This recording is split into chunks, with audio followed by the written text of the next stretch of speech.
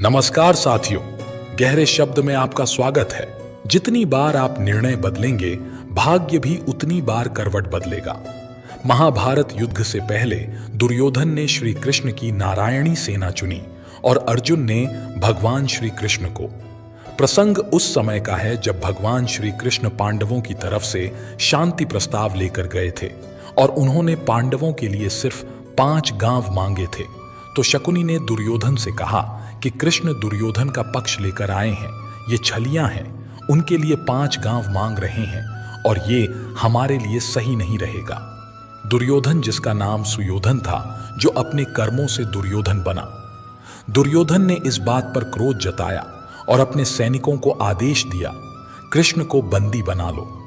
तब श्री कृष्ण ने दुर्योधन को अपना विशाल रूप दिखाया था और उसे उसकी मृत्यु के दर्शन करवाए थे। वो नहीं जानता था कि कृष्ण को बंदी बनाना इतना आसान नहीं। कृष्ण चेतावनी देकर चले गए और इधर धृतराष्ट्र चिंता में आ गए कि अब होगा क्या। धृतराष्ट्र ने अपने ज्योतिषी को बुलवाया, उनसे पूछा कि अब क्या होगा। ज्योतिषी ने दुर्योधन की कुंडली देखी और बोले, दुर्योधन की कुंडली में राजयोग है, इसे राजा बनने से कोई रोक ही नहीं सकता। ये तो निश्चित तौर पर राजा बनेंगे, आप युद्ध कीजिए। धृतराष्ट्र बोले, ठीक है, फिर युद्ध करो, मेरा दुर्योधन ही राजा बनना चाहिए। और फिर युद्ध शुरू हुआ। युद्ध से 2 ही लोग बाहर थे, एक संजय जो युद्ध क्षेत्र की सारी घटना सुना रहे थे और दूसरे विदुर जिन्होंने युद्ध को त्याग दिया था। युद्ध शुरू हुआ तो कौरव सेना धीरे धीरे मृत्यु के मुंह में जाने लगी। पहले ही 3 दिन में काफी कौरवों का नाश हो गया। धृतराष्ट्र ने ज्योतिषी को बुलवाया और कहा कि ये सब क्या हो रहा है। तुमने कहा था कि दुर्योधन राजा बनेगा, लेकिन ये पांडव तो भारी पड़ रहे हैं। ज्योतिषी ने कहा कि महाराज, परिणाम तो आने दीजिए, अभी तो युद्ध शुरू हुआ है और परिणाम ये है कि दुर्योधन की कुंडली में राजयोग है, वो राजा बनेगा ही बनेगा। और इस महाभारत के भीषण युद्ध के 10 दिन बीत गए तो धृतराष्ट्र घबरा गए, क्योंकि बहुत कौरव मारे जा चुके थे। तो धृतराष्ट्र ने ज्योतिषी को फिर बुलवाया और पूछा कि ये क्या हो रहा है, परिणाम तो आ ही जाएगा, लेकिन ये हो क्या रहा है। तब ज्योतिषी ने कहा कि कोई है जो ग्रह नक्षत्रों की दिशाएं बदल रहा है, कोई है वहां जो समय और ग्रह नक्षत्रों से परे है, कोई तो है वहां। तो विदुर ने कहा, श्री कृष्ण हैं वहां, प्रभु हैं वहां। जहां कृष्ण होते हैं वहां सारे नक्षत्र, सारी दिशाएं उनके कहने पर चलती हैं। तो दोस्तों, कुंडली पर नहीं, अपने कृष्ण पर भरोसा रखें। जब आपके जीवन रूपी रथ को कृष्ण चलाएंगे तो महाभारत कितनी ही बड़ी हो, सामने वाले योद्धा कितने ही मजबूत हों, वो धराशायी होंगे ही होंगे। वो दुर्योधन, जिसकी कुंडली में राजयोग था, लेकिन उसका रास्ता धर्म का नहीं था, उसका रास्ता अच्छे कर्म का नहीं था, तो कुंडली बदलने में क्षण भर नहीं लगा। अपने विश्वास को अपने कर्म पर और अपने प्रभु पर मजबूत रखिए, भाग्य को पलटते देर नहीं लगेगी। इंसान की कर्म से उसका भाग्य तय होता है। यदि हमें किसी लक्ष्य की प्राप्ति नहीं होती है तो हम कहते हैं कि यह मेरे भाग्य में नहीं था। वहीं कुछ लोग मानते हैं कि कर्म से बढ़कर कुछ नहीं है। पिछले जैसे कर्म होते हैं वैसा हमारे आज का भाग्य या प्रारब्ध बनता है। कर्म का घटित होना और कर्म के हिसाब से कर्मफल का आना, यह प्रकृति का अटल नियम है। उसमें अन्य कोई भी बदलाव नहीं कर सकता। खुद परमात्मा भी कर्म के खेल में हस्तक्षेप नहीं करते। लेकिन मित्रों, भक्ति में वह ताकत है कि वह हमारा भाग्य बदल सकती है। भाग्य को लेकर दुनिया 2 धड़ों में बटी है। एक जो भाग्य को मानते हैं, दूसरे जो कर्म को प्राथमिकता देते हैं। सनातन धर्म कहता है कि कर्म और भाग्य एक ही गाड़ी के 2 पहिए हैं। अगर हम कर्म करते हैं तो उसका परिणाम ही आगे चलकर हमारे लिए भाग्य का काम करता है। अगर कर्म नहीं करते हैं तो भाग्य भी उतना साथ नहीं दे पाता है। एक प्रसिद्ध कहावत है कि भाग्य के भरोसे रहने वालों को उतना ही मिलता है जितना कोशिश करने वाले छोड़ देते हैं। लेकिन एक कहावत यह भी है कि भाग्य से ज्यादा और समय से पहले किसी को कुछ नहीं मिलता है। समय से पहले और भाग्य से ज्यादा न कभी किसी को मिला है और ना ही मिलेगा। परंतु हम सिर्फ भाग्य के भरोसे नहीं रह सकते। व्यक्ति को अपने जीवन में पुरुषार्थ करना ही पड़ता है। बिना पुरुषार्थ के व्यक्ति यदि यह चाहे कि सब कुछ मिल जाए जो मेरे भाग्य में है, वह कदापि संभव नहीं होता है, क्योंकि गतिमान जीवन यात्रा में इंसान की इच्छाएं अनंत होती है। बिना पुरुषार्थ के भोजन भी नहीं मिल सकता है और बिना पुरुषार्थ के किसान खेती भी नहीं कर सकता है। विचारों से भाग्य को एक दिशा जरूर मिलती है, लेकिन दशा क्या रहने वाली है वो आपके कार्य ही निश्चित करते हैं। अगर आपके विचार बहुत नेक है तो आप अपने भाग्य और मेहनत से जमा धन अच्छे कार्यों में निर्वाह करेंगे, अन्यथा व्यसनों में व्यर्थ कर देंगे तो आप अपनी सोच से भाग्य और कर्म को एक दिशा तो दे सकते हैं, लेकिन जो आपके भाग्य में लिखा है वो आपकी योग्यताओं का ही तो प्रतिफल है। अगर आपके भाग्य में व्यापारी बनना लिखा ही नहीं, इसका मतलब कदापि नहीं है कि आप व्यापार नहीं कर सकते। इसका अर्थ है कि आपके स्वभाव में सौदेबाजी नहीं लिखी है। आप व्यवहार आदि तो निभा सकते हैं, लेकिन एक बिजनेस के लिए जो स्वभाव और भाव चाहिए वो आप में नहीं है। सिर्फ विचार मात्र से आप अपने सामने रखा भोजन भी नहीं चख सकते। जो विचार प्राकृतिक रूप से उठ रहे हों वो आपके भाग्य और कर्म को बल देंगे, उन्हें दिशा भी प्रदान करेंगे, लेकिन दूसरों के दिखावे में कोई भी प्रयत्न व्यर्थ और नुकसानदायक ही होगा। अगर आप कुछ करना चाहते हैं जो लगभग असंभव सा लग रहा है, आपको लोग हतोत्साहित करते हैं कि आप वह नहीं कर पाएंगे, लेकिन आप मन बना लेते हैं कि आपको वह करना ही करना है और आप दिन रात उसी के बारे में सोचते हैं कि आपको वह करना है, लेकिन आपके मन में शंका के बीज उत्पन्न हो जाते हैं और आप सोचते हैं कि आप वह कार्य कर लेंगे, लेकिन शंका के कारण आप बस सोचते ही रह जाते हैं। क्या आपके सकारात्मक विचारों से आपका भाग्य बदल जाएगा? आप 100% भी सकारात्मक सोचते रहेंगे तब भी नहीं, क्योंकि आप प्रयास ही नहीं कर रहे हैं। इसलिए केवल विचारों से भाग्य नहीं बदलता। जब तक आप विचारों को प्रयास में परिवर्तित नहीं करेंगे तब तक आपके विचार केवल विचार ही रहेंगे, और भाग्य बदलने के लिए विचारों के साथ साथ प्रयास की भी आवश्यकता पड़ती है। क्यों बैठे तुम निठठले, नहीं है कोई काम धाम, कर्म की महिमा को समझो। कर्म सुख की खान, मूढ़ बैठा चौखट प्रभु के, मांगे है दिन रात, कर्मयोगी बन कोई, करता है पुरुषार्थ। कहा कृष्ण ने अर्जुन से, ध्येय तुम्हारा है करना कर्म, फल की इच्छा त्याग, अर्पित कर सब कर्म प्रभु को। रख हृदय में आस, फलित होंगे कर्म तुम्हारे। रख खुद पे विश्वास, आस कह रही श्वास से। धीरज रखना सीख, बिन मांगे मोती मिले, मांगे मिले ना भीख। भले ही आपके भाग्य में कुछ नहीं लिखा हो, पर आपके अच्छे हैं तो आप वो भी पा सकते हैं जो आपके भाग्य में नहीं है। काशी नगर के एक धनी सेठ थे जिनके कोई संतान नहीं थी। बड़े बड़े विद्वान ज्योतिषों से सलाह मशवरा करने के बाद भी उन्हें कोई लाभ नहीं मिला। सभी उपायों से निराश होने के बाद सेठ जी को किसी ने सलाह दी कि आप गोस्वामी जी के पास जाइए, वे रोज रामायण पढ़ते हैं। तब भगवान राम स्वयं कथा सुनने आते हैं, इसलिए उनसे कहना कि वो भगवान से पूछे कि आपके संतान कब होगी। सेठ जी गोस्वामी जी के पास जाते हैं और अपनी समस्या के बारे में भगवान से बात करने को कहते हैं। कथा समाप्त होने के बाद गोस्वामी जी भगवान से पूछते हैं कि प्रभु वो सेठ जी आए थे जो अपनी संतान के बारे में पूछ रहे थे। तब भगवान ने कहा कि उन्होंने पिछले जन्मों में अपनी संतान को बहुत दुख दिए हैं, इस कारण उनके 7 जन्मों तक संतान नहीं लिखी हुई है। दूसरे दिन गोस्वामी जी सेठ जी को सारी बात बता देते हैं। सेठ जी मायूस होकर ईश्वर की मर्जी मानकर चले जाते हैं। थोड़े दिनों बाद सेठ जी के घर एक संत आते हैं और वो भिक्षा मांगते हुए कहते हैं कि भिक्षा दो, जो मांगोगे वो मिलेगा। तब सेठ जी की पत्नी संत से बोलती है कि गुरुजी मेरे संतान नहीं है। तो संत बोले, तू एक रोटी देगी तो तेरे एक संतान जरूर होगी। व्यापारी की पत्नी उसे 2 रोटी दे देती है।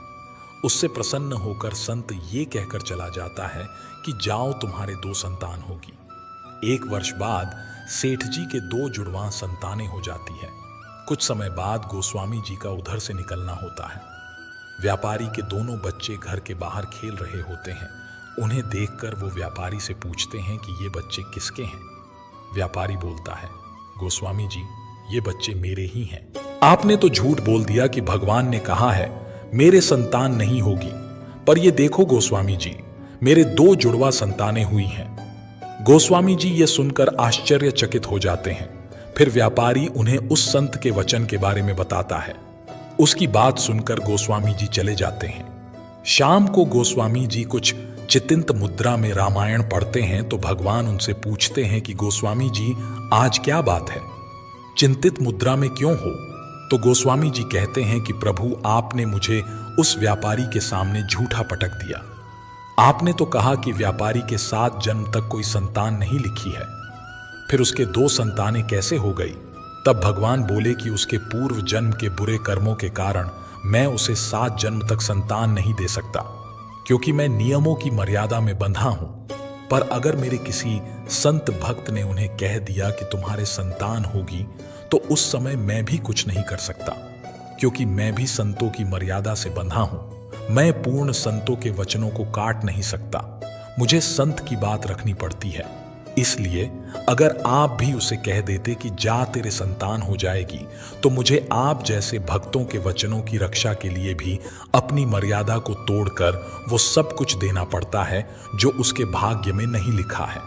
इस कहानी से तात्पर्य यही है कि भले ही विधाता ने आपके भाग्य में कुछ ना लिखा हो, पर अगर आपके अच्छे कर्मों की वजह से किसी गुरु का आशीर्वाद आप हो या माता पिता की दुआएं आपने कमाई हो, तो आपको वो भी मिल सकता है जो आपके किस्मत में नहीं। कर्म ही सत्य है, कर्म ही धर्म है और कर्म ही जीवन भी है। कर्म के बिना जीवन अधूरा है। गीता में श्री कृष्ण ने अर्जुन को कर्म करने को ही कहा था। संस्कृत के प्रकांड पंडित पाणिनि के हाथ में या भाग्य में विद्या रेखा नहीं थी, फिर भी अपने कर्म के बल पर भाग्य को बदलकर महान और प्रकांड पंडित बने। संस्कृत में ढेर सारी किताबें लिखी। जो कर्मवीर होते हैं वे कभी भाग्य की नहीं सोचते हैं, भाग्य खुद चलकर उनके पास आता है। एक कड़वी सच्चाई भी है, जब आदमी असफल हो जाता है तब भाग्य का रोना रोता है। आपका भाग्य आपको सफलता के लिए अपॉर्चुनिटी दिला सकता है, उसके बाद उसको सफलता में परिवर्तित करने के लिए आपको ही मेहनत करनी पड़ेगी। प्रकृति के नियम शाश्वत हैं। जैसे कोई भी वस्तु हाथ से छोड़ने पर जमीन पर ही गिरेगी, यह गुरुत्वाकर्षण का नियम है। कुछ भी फेंको, आसमान की तरफ वापस जमीन पर ही आ जाता है। इसी तरह हमारे शब्द हैं और शब्दों से विचार बनते हैं। बोले गए शब्द या विचार ब्रह्मांड में चले जाते हैं और वापस उसी जैसी समान आवृत्ति वाले विचार वापस आपके पास आते हैं। प्रकृति का एक नियम है कि जो भी आप उसे देते हैं वह कई गुना करके आपको वापस देती है। प्रकृति के नियम अटल हैं। हम उसे जो देते हैं वही वापस आता है लौटकर। आप प्रेम बांटते हैं तो प्रेम वापस लौटकर आएगा। आप धन का दान करते हैं तो प्रकृति आपको कई गुना धन वापस करती है। आप घृणा फैलाते हैं, बदले में आपको घृणा ही मिलेगी। आप जैसे विचार भेजते हैं वही आपको मिलेंगे। आप हमेशा समस्याओं पर बात करेंगे, प्रकृति आपको कई समस्याएं प्रस्तुत कर देगी। आप अपने विचार बदल कर देखिए, सकारात्मक विचार सोचिए, सकारात्मक बातें कीजिए। आप केवल अपने शब्दों को बदल कर देखिए, सारे नकारात्मक शब्द हटा दीजिए। ब्रह्मांड में सकारात्मक ऊर्जा प्रवाह होने दें, कई गुना सकारात्मकता वापस आएगी। कुछ समय बाद ही आप परिवर्तन देखने लगेंगे, आपकी परिस्थितियां बदलने लगेंगी। आपको केवल विचार बदलने हैं, अपने कर्म करते रहने हैं, बाकी काम प्रकृति स्वयं कर देगी। आपके विचार ही आपके कर्म बनते हैं और कर्म ही भाग्य का निर्माण करते हैं। आप विचार बदल दीजिए, आपका भाग्य बदल जाएगा। किसी भी काम को सही तरीके से किया गया हो तो भाग्य का भी साथ मिलता है और इंसान को सफलता भी मिलती है। किसी को सफलता नहीं मिलती है तो लोग भाग्य को दोष देना शुरू कर देते हैं कि हमारे भाग्य में यह चीज नहीं थी इसलिए नहीं मिली। ये कोई नहीं सोचना चाहते हैं कि कहीं ना कहीं काम में कमी रह गई होगी। हजारों ऐसे उदाहरण मिलेंगे जहां भाग्य की अधिक प्रबलता थी तो कहीं कर्म की थी। मुकेश अंबानी और अनिल अंबानी दोनों के पास बराबर की धन संपत्ति थी। दोनों का अलगाव हुआ और दोनों ने अपना अपना हिस्सा लिया। एक सफलता की सीढ़ी चढ़ते गए, दूसरे को जेल जाने की नौबत आ गई। अब यहां क्या कहेंगे, ऐसा क्यों हुआ? दोनों समान परिवेश के इंसान हैं। दोनों का भाग्य अच्छा था जब तक दोनों अलग नहीं हुए थे। बाद में अनिल अंबानी के कुछ गलत निर्णय ने उनकी सफलता खत्म कर दी। यहां भाग्य को दोष नहीं दिया जा सकता है। अगर कोई यह कहे कि उनका भाग्य ही सही नहीं था तो हमें यह विश्लेषण जरूर करना चाहिए कि कहीं ना कहीं उनके काम में कमी रह गई होगी, कुछ निर्णय गलत हुए होंगे। अच्छे कर्म किए तो भाग्य भी साथ है, गलती हुई तो भाग्य भी साथ छोड़ देता है। जेट एयरवेज बंद हो गया और 22,000 आदमी एक साथ बेरोजगार हो गए। क्या सबका भाग्य एक साथ खराब हुआ? नहीं, ऐसी बात नहीं है।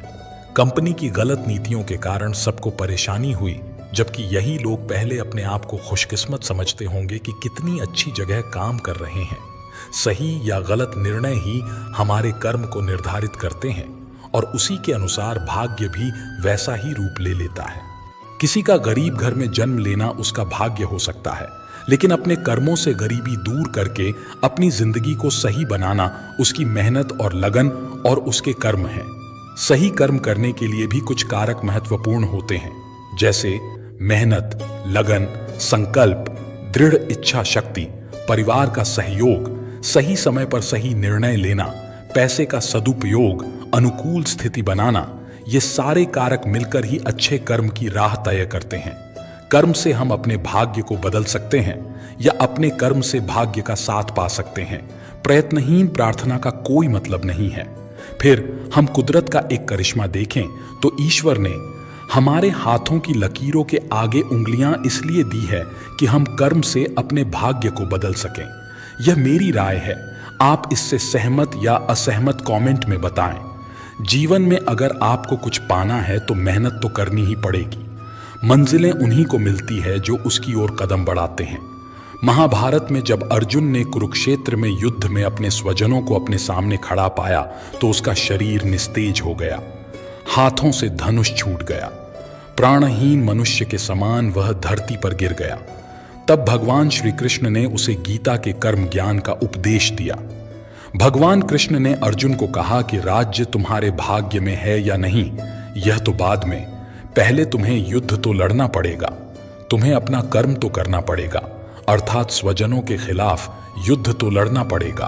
तुलसीदास जी ने भी श्री रामचरितमानस में लिखा है, कर्म प्रधान विश्व करी राखा, अर्थात युग तो कर्म का है। इसका अर्थ यह हुआ कि हम अपना कार्य करें, फल की चिंता बाद में करें। किसान जब खेत में बीज बोता है तो उसे यह नहीं पता होता कि बारिश होगी या नहीं, जमीन में से बीज से अंकुर फूटेगा या नहीं, अगर पौधे आ भी गए तो उस पर फल आएंगे या नहीं। लेकिन किसान बीजों को जमीन बोता है और फसल की चिंता ईश्वर पर छोड़ देता है। संघर्ष करते हुए कभी मत घबराना, क्योंकि संघर्ष के दौरान ही इंसान अकेला होता है। सफलता के बाद तो सारी दुनिया साथ देती है। परेशानी आए तो ईमानदार रहें, धन आ जाए तो सरल रहें, अधिकार मिलने पर नम्र रहें और क्रोध आने पर शांत रहें। यही जीवन का प्रबंधन कहलाता है। यहाँ सभी के जीवन में मुसीबतें जरूर हैं, लेकिन जो मुसीबतों से लड़कर आगे बढ़े वहीं आज की महाभारत का अर्जुन है। अगर भगवान तुमसे ज्यादा इंतजार करवा रहे हैं तो तैयार रहना, वो उससे कहीं ज्यादा देने वाले हैं जितना तुमने मांगा है। संसार में सबसे श्रेष्ठ संबंध भगवान के साथ ही है, जिसमें कभी दुख नहीं मिलता। पांव दिखते नहीं फिर भी हर संकट में दौड़ के आता है, हाथ भी दिखते नहीं लेकिन सर पे हाथ फिराता है। बस यूं समझो कि मेरे तो हर सुख दुख में मेरा कृष्ण काम आता है। तनाव से केवल समस्याएं जन्म ले सकती हैं, समाधान खोजने हैं तो मुस्कुराना ही पड़ेगा। कुछ बुद्धिमान तो होते हैं, परंतु धन के हाथ लगते ही उनमें अभिमान की आग बहुत तीव्रता से जलने लगती है। कभी कभी आप बिना कुछ गलत किए भी बुरे बन जाते हैं, क्योंकि जैसा लोग चाहते हैं आप वैसा नहीं करते। जिस डर से आत्मविश्वास की हानि होने लगे, उस डर का अंत करना अवश्य हो जाता है। समय और स्थिति कभी भी बदल सकती हैं, अतः कभी किसी का ना ही अपमान करे और न ही किसी को तुच्छ समझे। आप शक्तिशाली हो सकते हैं, पर समय आपसे अधिक शक्तिशाली है। जो हो रहा है उसे होने दो। तुम्हारे ईश्वर ने तुम्हारी सोच से बेहतर तुम्हारे लिए सोच रखा है।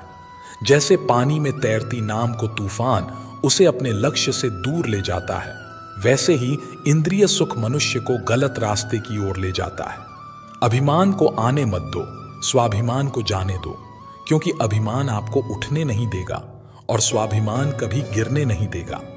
एक दिन शिकायत आपको वक्त से नहीं बल्कि खुद से होगी कि एक खूबसूरत जिंदगी सामने थी और आप दुनियादारी में उलझे रहे। सच्ची बातें जिंदगी में दो लोगों का होना बहुत जरूरी है। एक कृष्ण जो ना लड़े फिर भी जीत पक्की कर दे, दूसरा कर्ण जो हार सामने हो फिर भी साथ ना छोड़े। आपकी नीयत से ईश्वर खुश होते हैं और दिखावे से इंसान। अब ये आप पर निर्भर करता है कि आप किसे खुश करना चाहते हैं।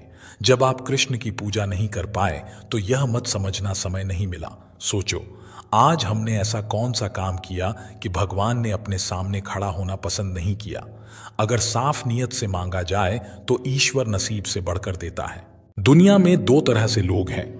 एक वो जो इस बात को चरितार्थ करते हैं कि कर्म कर, फल की चिंता मत कर, यानी वे भाग्य के भरोसे नहीं जीते, बल्कि ये सोचते हैं कि अगर हम मेहनत करेंगे, मन लगाकर काम करेंगे तो अपनी नियति को बदल पाएंगे।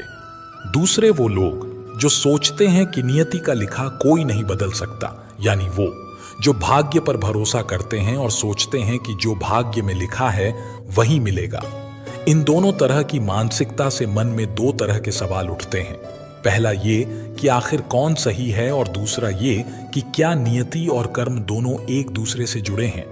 हिंदू धर्म के अधिकतर वेदों की यह मान्यता है कि नियति और कर्म एक साथ चलते हैं। आप जैसा कर्म करते हैं वैसा फल पाते हैं, लेकिन साथ में वो ये भी कहते हैं कि आपको सभी कर्मों का फल एक साथ एक ही जन्म में भुगतना नहीं पड़ता है। धार्मिक मान्यताओं के अनुसार हर व्यक्ति का जन्म और मृत्यु का एक चक्र होता है जो कई जन्मों का चक्कर लगाता है। आपके पिछले जन्म का किया हुआ कर्म आपके नए जन्म की नियति में एक अहम भूमिका निभाता है, और सही समय पर सही कर्म कर हम अपनी नियति के बारे में कुछ करने की स्थिति में होते हैं। सत्कर्म, शुद्ध विचारों, प्रार्थना, मंत्र और ध्यान के माध्यम से हम वर्तमान जीवन में भाग्य को बेहतर बना सकते हैं। अधिकतर सिद्धांत कर्म की प्रधानता पर जोर देते हैं। कर्म और भाग्य में अन्योन्याश्रय संबंध है। आपके कर्म के अनुसार आपका भाग्य बदलता रहता है। आप अपने भाग्य को न तो नियंत्रण में रख सकते हैं और न ही यह सोच सकते हैं कि भाग्य में यही लिखा है तो यही होगा। यह सच है कि आपका भाग्य आपके कंट्रोल में नहीं है और न ही आपके कर्मों का परिणाम, लेकिन अगर आप में दृढ़ इच्छा शक्ति है तो आप बहुत हद तक अपनी नियति को अपने पक्ष में कर सकते हैं। हम भाग्य को बदल नहीं सकते। यह सोचकर निष्क्रिय हो जाना गलत है, क्योंकि वो आप में नकारात्मकता ला रहा है और कर्म के प्रति उदासीन बना रहा है। उम्मीद की भावना मानव जीवन के लिए एक बहुत बड़ी देन है जो आपको भविष्य को बदलने का हौसला देता है। यह हौसला आपको कर्म के लिए अग्रसर करता है और कर्म आपकी नियति को दिशा देते हैं। इसलिए न तो नियति पर भरोसा करके कर्म विहीन बने और न ही कर्म करते हुए परिणाम के बारे में सोचकर परेशान हो। सोच समझकर कर्म का चुनाव करें। नियति तय करना आपके वश में नहीं है, लेकिन कर्म अच्छे करने हैं या बुरे, यह चुनना आपके हाथ में है। अगर आप नियति में यकीन रखते हैं तो आपको अपने कर्मों के चुनाव पर बहुत ध्यान देना चाहिए, क्योंकि केवल ये ही आपके भाग्य को पूर्व जीवन में और वर्तमान जीवन में बदलने की क्षमता रखते हैं। कर्म ही तो पाप और पुण्य तय करते हैं, जिसका हिसाब आपको हर जन्म में देना होता है। लेकिन ये हिसाब बेहद सरल है। आप जितना पुण्य करेंगे, आपके पापों का भंडार खत्म होता जाएगा। पुराणों में इसे संचित कर्म कहा गया है, जिसके अनुसार एक ही जीवन में सभी कर्मों का फल भुगतना असंभव है। संचित कर्म के इस भंडार से पूरे एक जीवन के लिए मुट्ठी भर कर्म निकाल लिया जाता है, और यह मुट्ठी भर कर्म आपके अगले जन्म का भाग्य बन जाता है। उस भाग्य का फल भोग लेने के बाद वह समाप्त हो जाता है और फिर आपके नए कर्म आपका भाग्य तय करने लगते हैं। ये तो हैं हमारे वेदों की मान्यताएं, लेकिन आपका इस बारे में क्या सोचना है? एक नगर में एक बहुत कुशल कारीगर रहता था। उसका नाम सोमलिक था। सोमलिक दूसरे कारीगरों की तुलना में बहुत मेहनत करता था। उसके द्वारा बनाए गए कपड़े दूसरे कारीगरों से बहुत अच्छे होते थे, किंतु उसे काम के मुताबिक पैसा नहीं मिलता था। उसे लगने लगा कि इस नगर में उसके कार्य के अनुरूप पैसा नहीं मिल पा रहा है, उसे किसी दूसरे नगर चले जाना चाहिए। उसे कुछ लोगों ने समझाया कि धन मिलना न मिलना तो भाग्य पर निर्भर है। अगर उसके भाग्य में धन नहीं है तो वो कहीं भी चला जाए, उसे धन नहीं मिल सकता। इसीलिए उसे इसी नगर में रहकर कार्य करना चाहिए। सोमलिक को लगता था बिना परिश्रम के धन प्राप्त नहीं किया जा सकता। भाग्य की बातें तो वे लोग करते हैं जो मेहनत नहीं करना चाहते। भाग्य भी उसी